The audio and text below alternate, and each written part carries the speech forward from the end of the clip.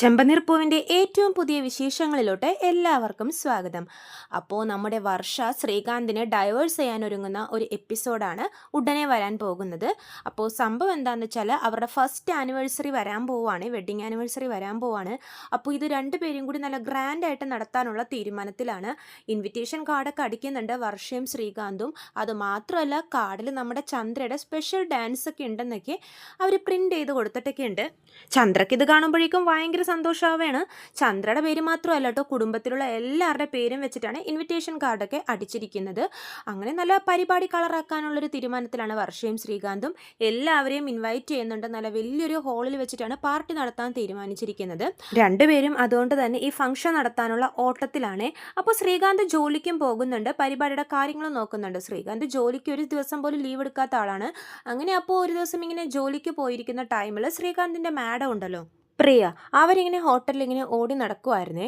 അപ്പോൾ അവിടെ ക്ലീനിങ് വർക്കൊക്കെ നടക്കുമായിരുന്നു. തുടക്കുന്ന കാര്യം അറിയാതെ ഈ പ്രിയ കാലിൽ തന്നെ അവിടെ വഴുക്കി വീഴുന്നുണ്ട്.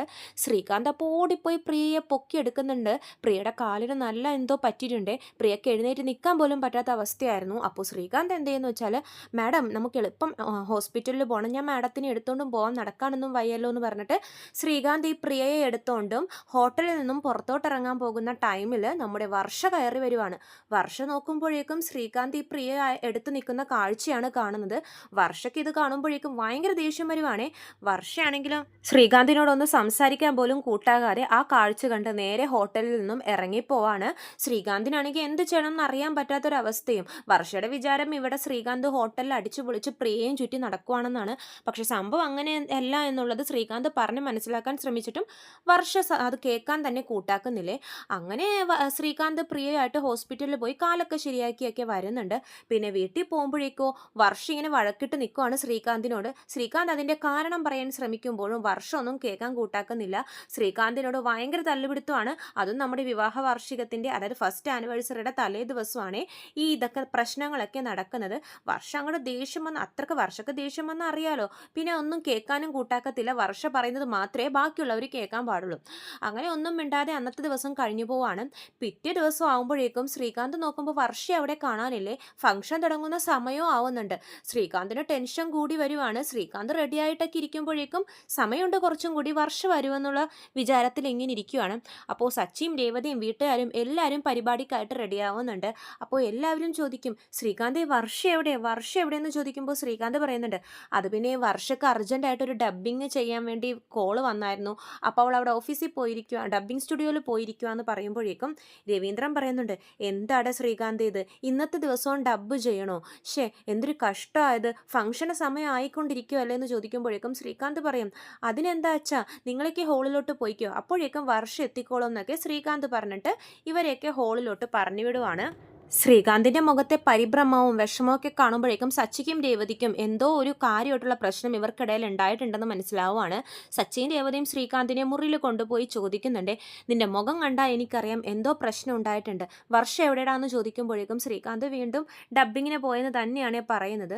സച്ചി പറയും, നീ എൻ്റെ അനിയനല്ലേടാ, നിന്റെ മുഖത്തൊരു ചെറിയ ചേഞ്ച് ഉണ്ടായാൽ എനിക്ക് മനസ്സിലാവും, പറ ശ്രീകാന്തെ എന്താ പ്രശ്നം എന്ന് ചോദിക്കുമ്പോഴേക്കും ശ്രീകാന്ത് നടന്ന സംഭവങ്ങളൊക്കെ പറയുവാണ്. ഇങ്ങനെ പ്രിയ മാഡം ഹോട്ടലിൽ തെന്നി വീണതും എടുത്തുകൊണ്ട് പോകുന്ന ടൈമിൽ വർഷ വന്ന ആ സീൻ കണ്ട് ഭയങ്കര സീനാക്കിയതും പിന്നെ തന്നോട് മിണ്ടിയിട്ടില്ല എന്നും ഇപ്പം നോക്കിയപ്പോൾ കാണാനില്ലെന്നൊക്കെയാണ് ശ്രീകാന്ത് പറയുന്നത്.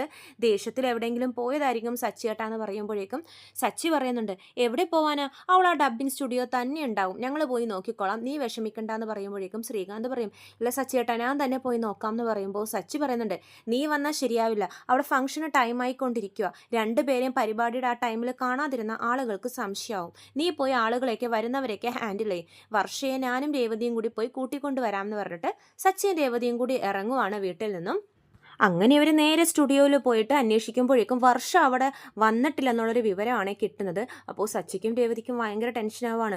വർഷം ഇവിടെ വന്നില്ലേ, ഇവിടെ ഡബ്ബിങ്ങിന് സാധാരണ ഇവിടെ വരാറുണ്ടല്ലോ എന്ന് പറയുമ്പോഴേക്കും അവിടുത്തെ മാനേജർ പറയുന്നുണ്ട്, വരാറാണ്, പക്ഷേ ഇന്ന് വീട്ടിൽ എന്തോ ഫംഗ്ഷൻ ഉണ്ട് അതുകൊണ്ട് വരുന്നില്ലെന്ന് പറഞ്ഞ് നേരത്തെ ലീവ് എടുത്തായിരുന്നു എന്ന് പറയുമ്പോഴേക്കും ഇവരിങ്ങനെ ആലോചിച്ച് നിൽക്കുവാണേ. വേറെ എവിടെയെങ്കിലും പോകാൻ ചാൻസ് ഉണ്ടോ എന്ന് ചോദിക്കുമ്പോൾ ഇയാൾ പറയുന്നുണ്ട്, ആ ബസ് സ്റ്റോപ്പിൻ്റെ അവിടെ ഒരു ഡബ്ബിങ് സ്റ്റുഡിയോയും കൂടിയുണ്ട്, അവിടെയും ഇടയ്ക്ക് വർഷം പോയി ഡബ്ബ് ചെയ്യാറുണ്ടെന്ന് പറയുന്നുണ്ട്. അപ്പോഴേക്കും സച്ചി രേവതിയും കൂടി നേരെ അങ്ങോട്ടേക്ക് പോവാണ് ആ സ്റ്റുഡിയോയിലോട്ട്. പിന്നെ ഈ ടൈമിൽ തന്നെ നമ്മുടെ ശ്രീകാന്തിൻ്റെ ടെൻഷനും കാര്യങ്ങളൊക്കെ തന്നെയാണ് കാണിക്കുന്നത്.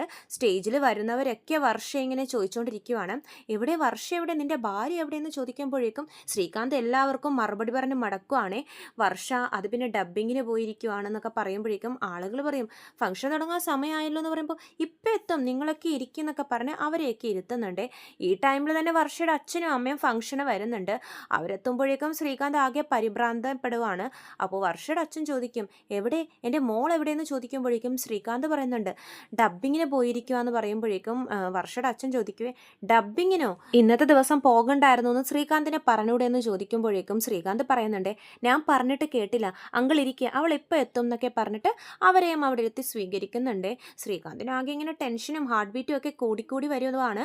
ആളുകളൊക്കെ ബോറടിക്കാൻ തുടങ്ങുമ്പോഴേക്കും ശ്രീകാന്ത് പറയുന്നുണ്ട്, അമ്മേ നമ്മൾ കാർഡിൽ പറഞ്ഞിരിക്കുന്ന പരിപാടികളൊക്കെ നടക്കട്ടെ, അമ്മ പോയി അമ്മയുടെ ഡാൻസ് ഒക്കെ കളിക്കുമെന്ന് പറയുമ്പോഴേക്കും ചന്ദ്ര പറയും, ഹേ ഇല്ല, ഞാൻ വർഷ വന്നിട്ടേ കളിക്കുള്ളൂ എന്ന് പറയുമ്പോഴേക്കും ശ്രീകാന്ത് പറയും, വർഷ വരുമ്പോൾ നമുക്ക് ഒന്നുകൂടെ കളിക്കാം, ഇപ്പോൾ ആളുകൾക്കൊക്കെ മുമ്പിൽ അമ്മ ഒന്ന് ഡാൻസ് കളിക്കാം, അപ്പോഴേക്കും അവൾ വരും എന്നൊക്കെ പറഞ്ഞിട്ട് ചന്ദ്രയെ സ്റ്റേജിലോട്ട് കയറ്റി വിടുവാണ്. ചന്ദ്ര നല്ല ഗംഭീരമായിട്ട് ഡാൻസ് ഒക്കെ കളിക്കുന്നുണ്ട്.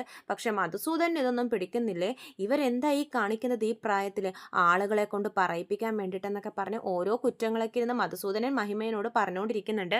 ഇതേ ടൈമിൽ നമ്മുടെ സച്ചിൻ രേവതിയും മറ്റേ സ്റ്റുഡിയോയിലൊക്കെ പോയി അന്വേഷിക്കുമ്പോഴേക്കും അവിടെ വർഷ വന്നിരുന്നു. പക്ഷെ കുറച്ചു നേരം അരമണിക്കൂർ മുമ്പേ ഇവിടെ നിന്ന് ഇറങ്ങിയല്ലോ എന്ന് പറയുമ്പോഴേക്കും സച്ചിൻ രേവതിയും വീണ്ടും ടെൻഷനാവുകയാണ്.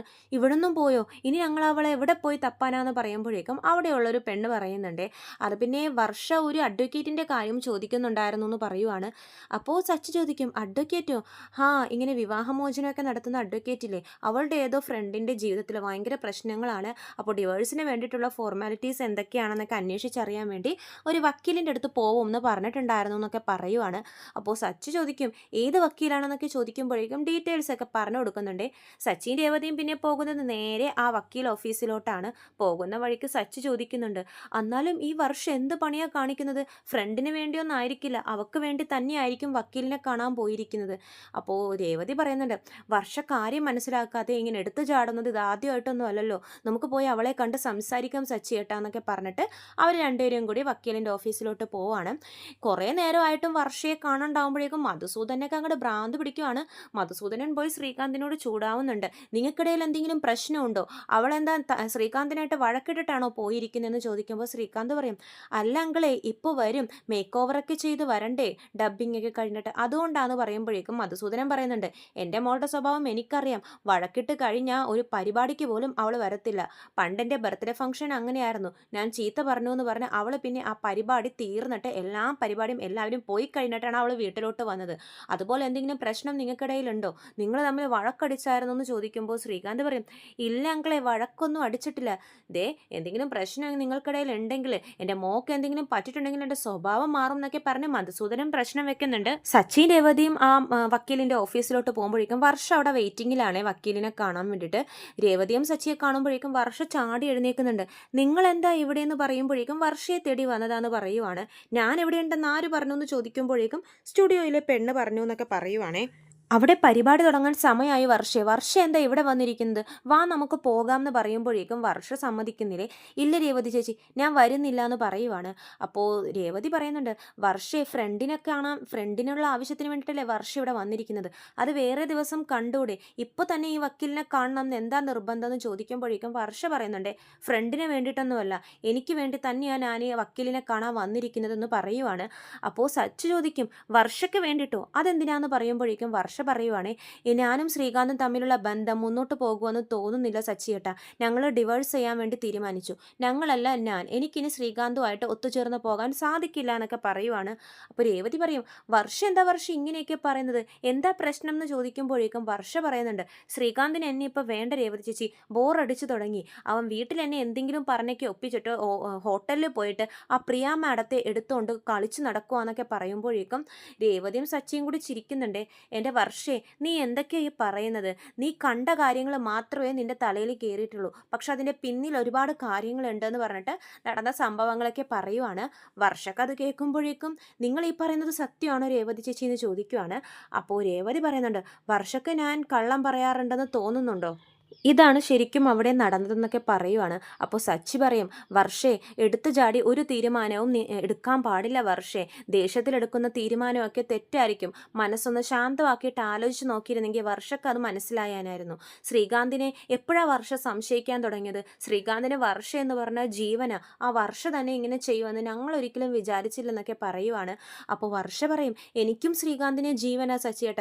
പക്ഷെ ശ്രീകാന്ത് ഈയിടെയായിട്ട് എന്നെ വെറുപ്പിക്കാൻ വേണ്ടിയിട്ട് ഓരോന്നൊക്കെ ചെയ്യുന്നത് പോലെയൊക്കെ എനിക്ക് തോന്നിയെന്ന് പറയുമ്പോഴേക്കും രേവതി പറയുന്നുണ്ട്, അതൊക്കെ വർഷയുടെ തോന്നൽ മാത്രമാണ് വർഷേ.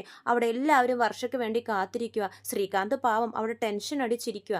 അവൻ നിന്നെ അന്വേഷിച്ച് ഇറങ്ങാനൊരുങ്ങിയതാ. ഞങ്ങളാ തടഞ്ഞത്. പരിപാടി നടക്കുമ്പോൾ അവിടെ ഒരാളെങ്കിലും വേണ്ടേ, ഞങ്ങൾ പോയി വിളിച്ചുകൊണ്ട് വരാം എന്നൊക്കെ പറഞ്ഞിട്ട്. അപ്പോൾ സച്ചി പറയുന്നുണ്ട്, വർഷേ ആരെയൊക്കെ സംശയിച്ചാലും നീ ശ്രീകാന്തിനെ സംശയിക്കാൻ പാടില്ലായിരുന്നു. അവനെ നിന്നെ അത്രയ്ക്ക് ഇഷ്ടമാണ്. ഞാനും സുധിയും അച്ഛൻ പറയുന്നതൊക്കെ അതിരുവിട്ട് ഓരോ കാര്യങ്ങളും ചെയ്യാറുണ്ട്. പക്ഷേ ശ്രീകാന്ത് ഇന്നേ വരെ അച്ഛനെ ധിക്കരിച്ചിട്ട് ഒരു കാര്യവും ചെയ്തിട്ടില്ല. അവനായിട്ട് വീട്ടിൽ ഒരു പ്രശ്നവും ഉണ്ടാക്കിയിട്ടില്ല. അച്ഛനെ ധിക്കരിച്ച് അവനാകെ ചെയ്തൊരു കാര്യം നിന്നായിട്ടുള്ള കല്യാണമായിരുന്നു. പിന്നെ വീട്ടുകാരറിയാതെ അച്ഛനെ ധിക്കരിച്ചാണ് അവൻ ആ കല്യാണം നടത്തിയത്.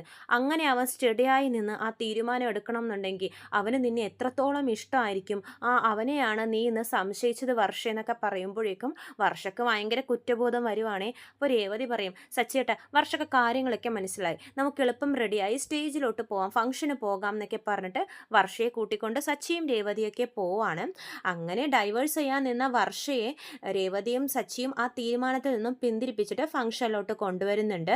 വർഷയ്ക്ക് എടുത്തുചാട്ടം ഇത്തിരി കൂടുതലാണ്. ഇനി എന്ത് പ്രശ്നം ഉണ്ടായാലും വർഷ ഒരു സീരിയൽ കഥ പോലെ അതിനെ കാണത്തുള്ളൂ. ഡൈവേഴ്സ് എന്നുള്ളൊരു നെക്സ്റ്റ് ഓപ്ഷനാണ് വർഷ എത്രയും വേഗം എടുക്കുന്നതും. അപ്പോൾ ഇതൊക്കെയാണ് ചെമ്പനീർ പൂവിൻ്റെ ഏറ്റവും പുതിയ വിശേഷങ്ങൾ. കൂടുതൽ വിശേഷങ്ങൾ ഞാൻ എൻ്റെ ചാനലിലൂടെ അപ്ലോഡ് ചെയ്യുന്നതാണ്. ചാനൽ സബ്സ്ക്രൈബ് ചെയ്യാത്തവർ സബ്സ്ക്രൈബ് ചെയ്യണം. വീഡിയോ ഇഷ്ടമെങ്കിൽ ലൈക്ക് ചെയ്യാനും മറക്കരുത്. എല്ലാവർക്കും നന്ദി.